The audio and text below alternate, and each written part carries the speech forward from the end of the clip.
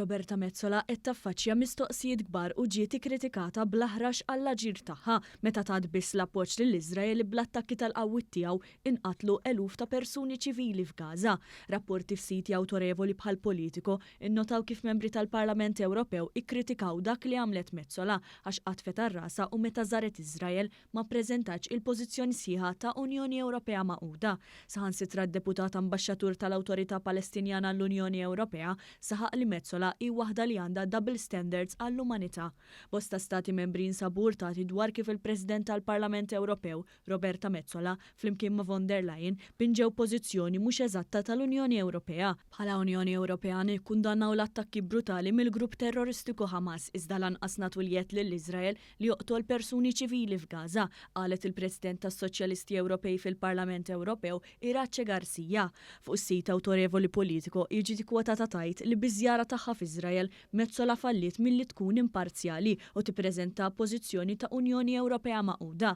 Membru parlamentari Spanjol ieħor kien jibesa double standards ta' Mezzola li bħala President tal-Parlament Ewropew qal li mhux tippermetti imqar minuta silenzju għal mewt ta' persuni ċivili Palestinjani fosthom tfal u nisa f'Gaza. M'hemmx liġijiet tal-gwerra, m'hemmx kulħadd illi jista' jaħrab, kulħadd huwa kondannat. U għalhekk intajt l-appoġġ tiegħek mhux f'isem il-Parlament Ewropew.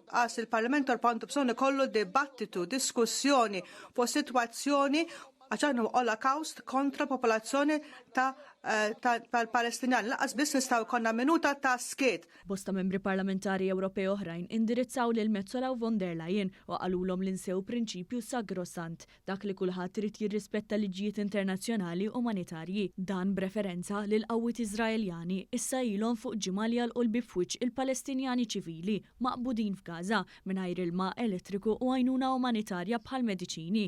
B'dak li qdiftu għar-raskom tappantu li l-Unjoni Ewropea kemmi jeħtieġ sforz ikkoordinat. Intqal f'rapporti oħrajn dwar l-aġir irresponsabbli ta' Mezzola e kif kemm il-mexxej Ewropej li ltaqgħu b'mod virtwali f'Kunsill Ewropew u anke rappreżentant għolja l-affarijiet barranin tal-Unjoni Ewropea, Josep Borrell, kien aktar kritiku għall-azzjonijiet ta' Iżrael li qed jassedja lil Gaza. Sa dan it-tant ġurnalista li kienet parti minn ġurija li tat il-premju tal-ġurnaliżmu bl-isem ta' Daphne Caruana Galizia, innotat kif fil-waqt li Mezzola marret tippreżenta dan il-premju, ġimgħa ilu kienet qed tippoża r-ritratti waqt li tieħu bidejn nies f'Iżrael u tappoġġja l-operazzjoni militari tagħhom f'Gaza li qatlet saħansitra l-ġurnalisti.